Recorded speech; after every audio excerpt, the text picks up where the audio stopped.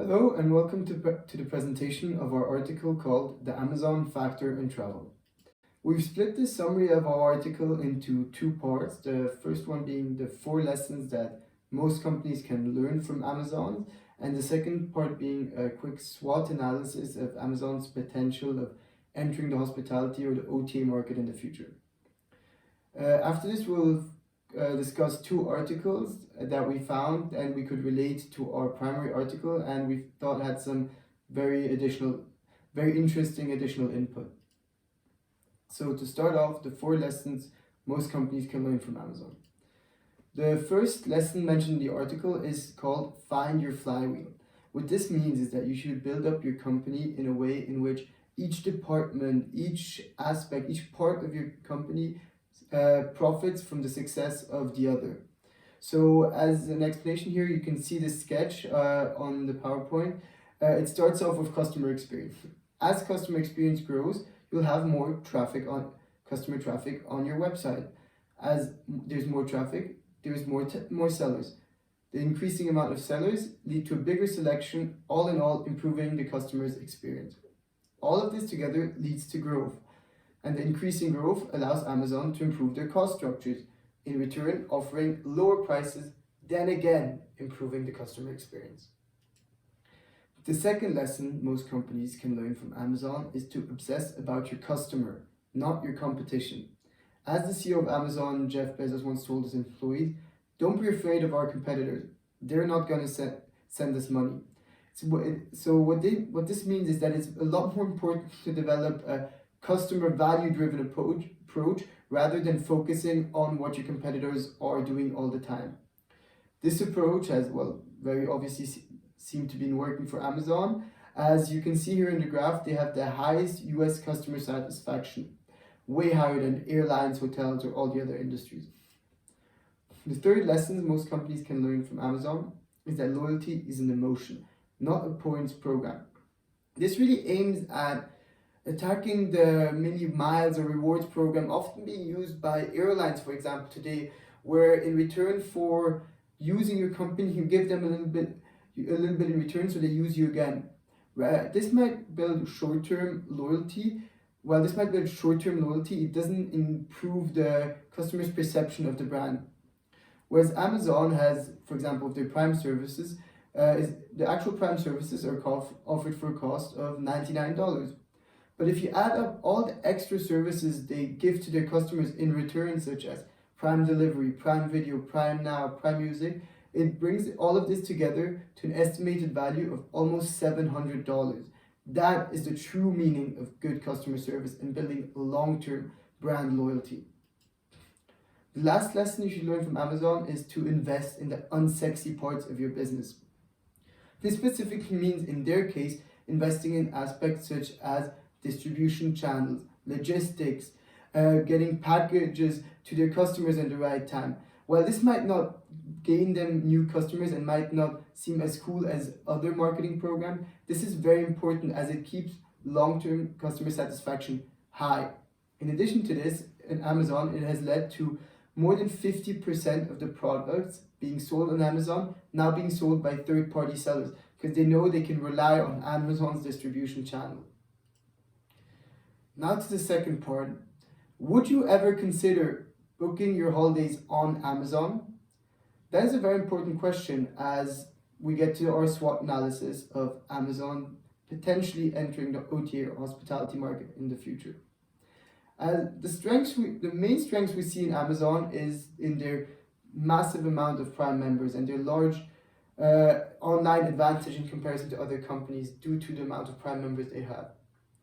In addition to this, millennials view Amazon very favorably. They like the company. And as their purchasing power increases, it gives Amazon the opportunity of capturing a potentially very important market segment in the future.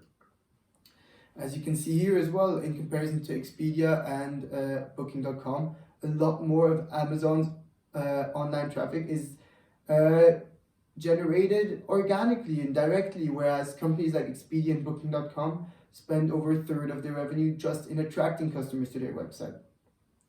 We see the main weaknesses for Amazon being them not having any supply relationship yet, or not having any travel domain expertise yet, and really not having a lot of information about the market currently.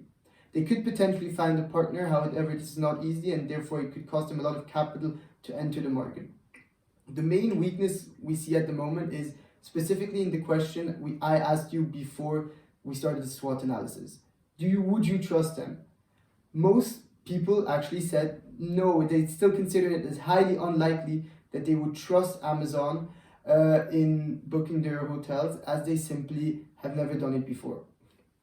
The two major opportunities we see for Amazon is their meta search engine, which generates massive amounts of online traffic and could be very successful in disrupting the Facebook and Google duopoly. In addition to this, as voice assistant become more common in hotels and in hotel room, this is a potential future market for the Amazon Alexa, which is currently the leading voice assistant in the world with around 71% of the market. The biggest threat to their potential entry is exactly this Amazon Alexa as well, though. A lot of people nowadays do not trust products such as the Amazon Alexa, as they do not know what is being done with the data collected by them. They don't know who owns this data and who is really going to look at all of their private data.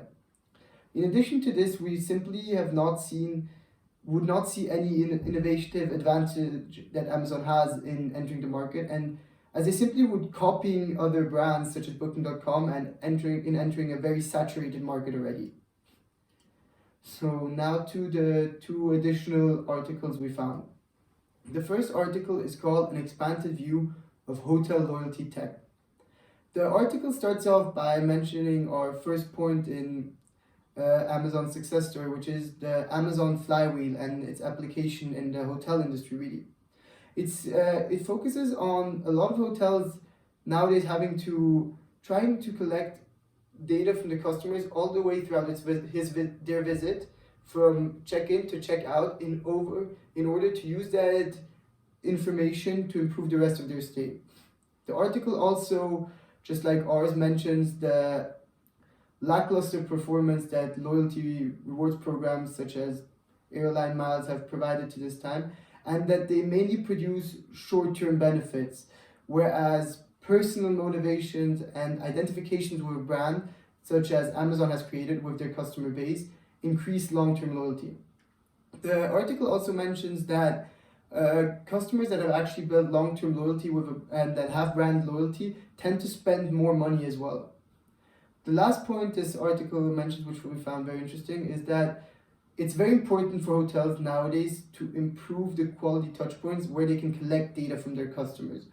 And in addition to this, while most hotels are improving the data collection points, a lot of hotels have not quite understood how to use this data to their advantage yet. And there's a room to improve definitely in the hospitality industry. The second article we found is called Amazon is Doubling Down on Travel, Just Not in the Way You Think. The article starts off by mentioning Amazon's potential for data collection if they enter the hospitality market, and then being a huge upside for them, as this is an area they do not have a lot of data yet.